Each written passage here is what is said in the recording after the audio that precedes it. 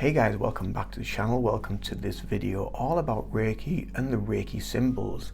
So if you're attuned to Reiki or have done your level 2 upwards, you'll be aware of the Reiki symbols. I personally practice the Usui method of Reiki, which is Usui Shiki Ryoho. However, there are other modalities of Reiki out there, but Usui Shiki Ryoho is the traditional form of Reiki. So within that Reiki, there are 3 symbols. And when you get to the master teacher level, there is a 4th symbol, which is for the master teacher. Other modalities of Reiki do use other symbols as well. So there's Tibetan Reiki, Angelic Reiki, and they all use different symbols as well. But for this video today, we're just going to talk about the actual symbols that are incorporated within the Usui system of natural healing. So what are the symbols? How do we use them? In what way should we use them, meaning in what order should we use them, and what is their definition of use? What is it behind them? Why do we have the symbols? So traditionally the symbols themselves, each symbol has its own mantra. The symbols themselves were used to meditate upon and repeat the mantra over and over and feel the energy of the mantra and the symbol internally.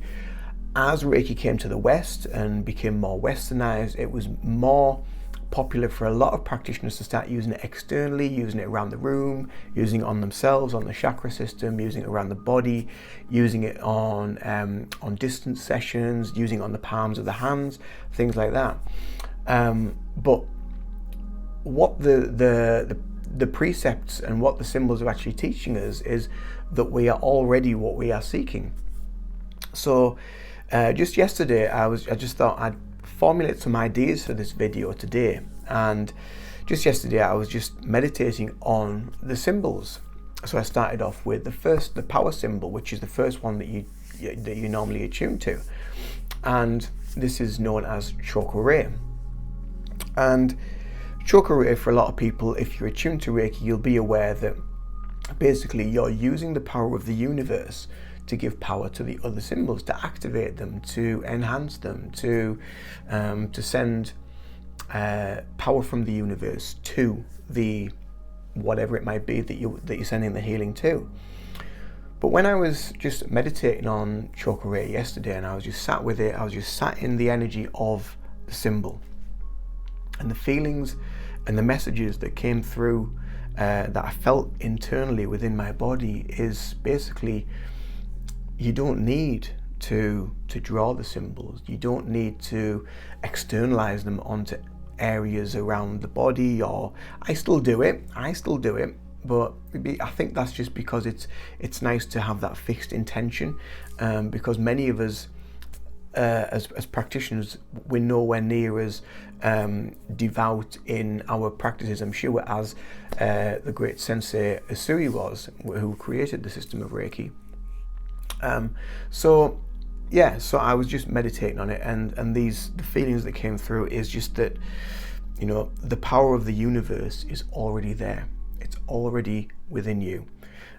It's a bit like when people are searching for the present moment and they're searching for peace, and I've done a lot of videos on that lately. It's already there. That power that you are looking for is within you. So you don't need to seek. You already are what you're looking for. You already are what you seek. You are that power. You are that creator. You are that manifester, and you can bring that energy to your sessions just by meditating and repeating the mantra of the symbols over and over again in your mind. So that for me was kind of, it went a lot longer than that, but that for me was kind of like the overall message to do with Cho Ku Rei. As I said before, I still use symbols on my chakra points, around the rooms, in the corners of the room, just to bring that, I suppose, that power of the universe. But the power of the universe is already here. It's already around us. It already is with us, flowing through us and connected to us, and we are connected to that as well. So like I said before, we are already what we seek. It is already there. It's generally levels of control mechanisms of ego, of the mind, and wanted to bring more intention, I suppose, maybe into a practice, that people tend to externalize the symbols. Like I said before, I still do that as well. So there is no right or wrong. I'm not saying that what you're doing is wrong if you do use symbols externally. So you need to bring whatever practice comes into your practice and use that every single day. However, what you will probably find as you develop on your Reiki journey, you go from your Reiki 1, your Reiki 2, your Reiki 3, and having that space between each teaching and each course and each attunement, that you will find your level of awareness, your level of spiritual awareness, and your connectivity to the all, it will grow, and the messages and the feelings will grow as well. So that is how you develop as a spiritual being in human form on your Reiki journey, on your healing journey. That is exactly how you develop, because you become more openly aware to the grand scheme of things, the energy that permeates all around us. The next symbol which you get attuned to is Sei Hei Ki, which is the emotional and mental symbol that's kind of like what it's kind of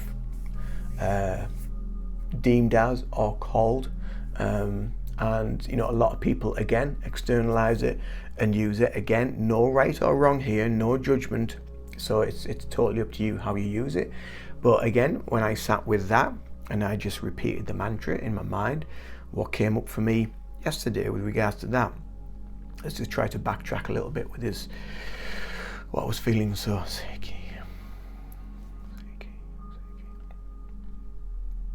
So it's like the balance. It's finding that balance. It's finding internal balance. And this is something where the Reiki precepts come into your everyday life of when you are a Reiki practitioner, that the Reiki precepts come into their own with finding balance, finding that stillness, finding that presence, and finding that peace, and bringing that into each and every day. That in its turn has a direct effect on your mental health, your emotional health, your overall well-being, which then brings that harmonizing effect of energy to your Reiki practice. So if you're a Reiki practitioner and you maybe you've done your level 1, so you're doing a lot of self-healing, and then you want to go on to do your level 2 because you feel you want to be attuned to the symbols, you want to learn a little bit more about yourself and go on more of a spiritual journey, then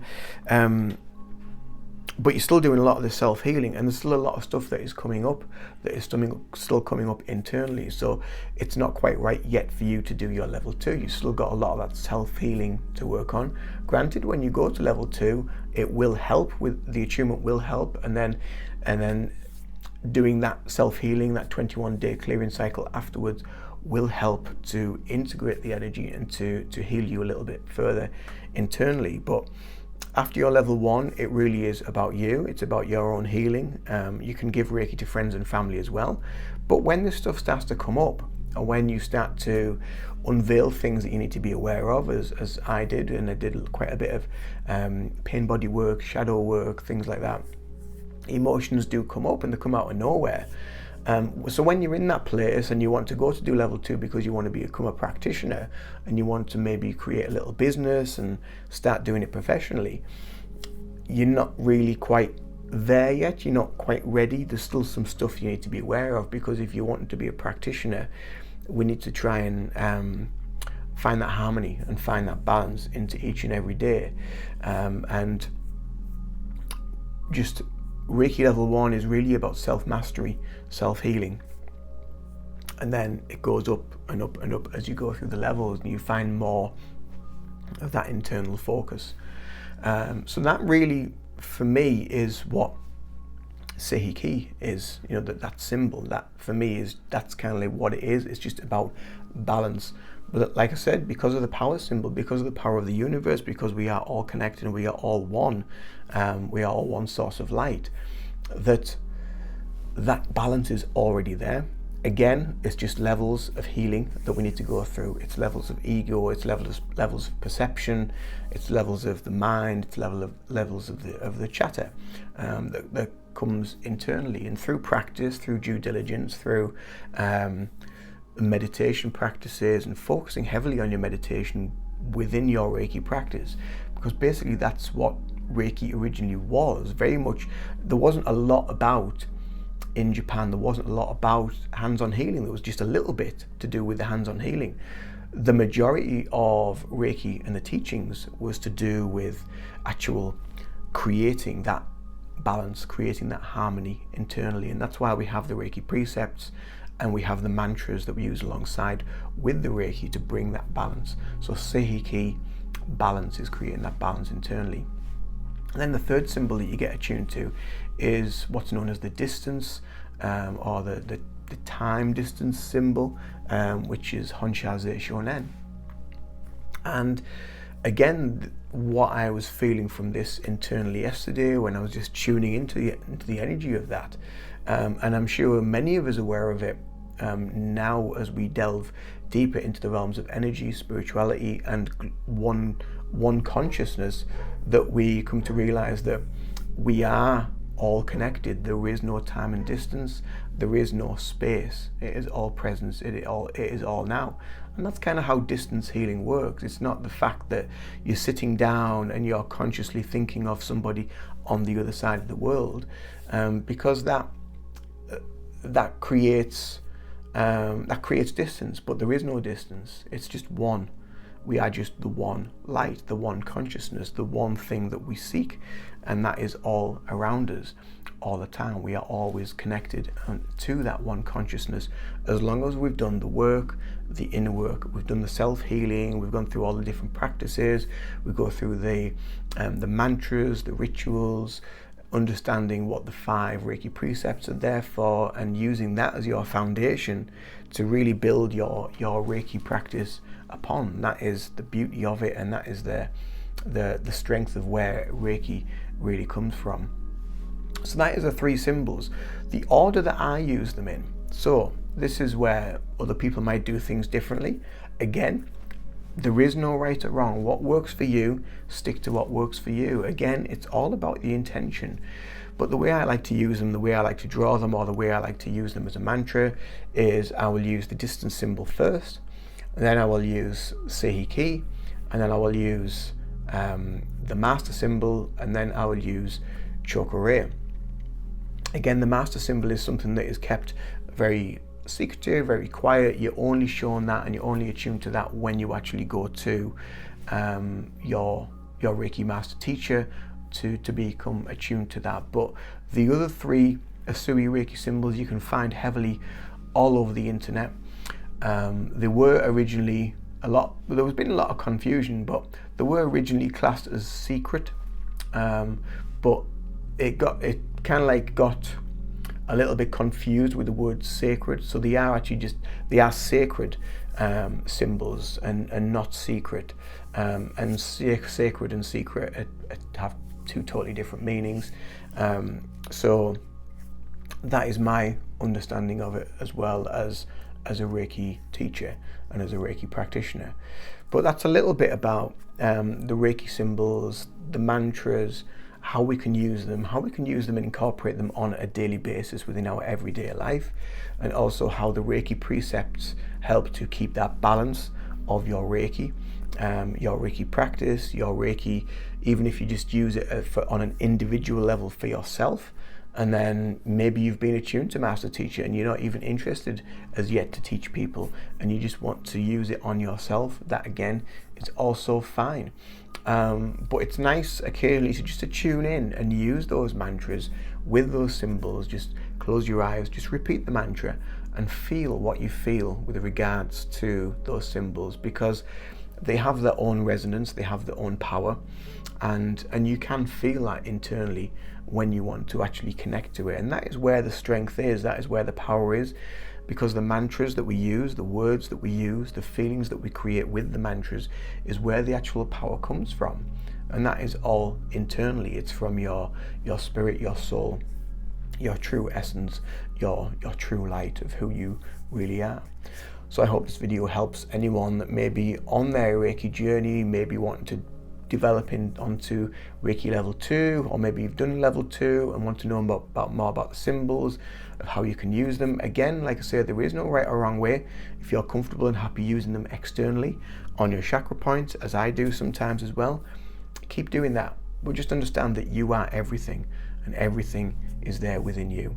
You know, you have been connected to the Reiki, you've gone through some of the attunements, and you're on a wonderful, wonderful journey of self-discovery, self-healing, of connectedness, oneness. And that is where the most beautiful, beautiful healing really comes from. Have a beautiful day. Do take care of yourselves. Namaste.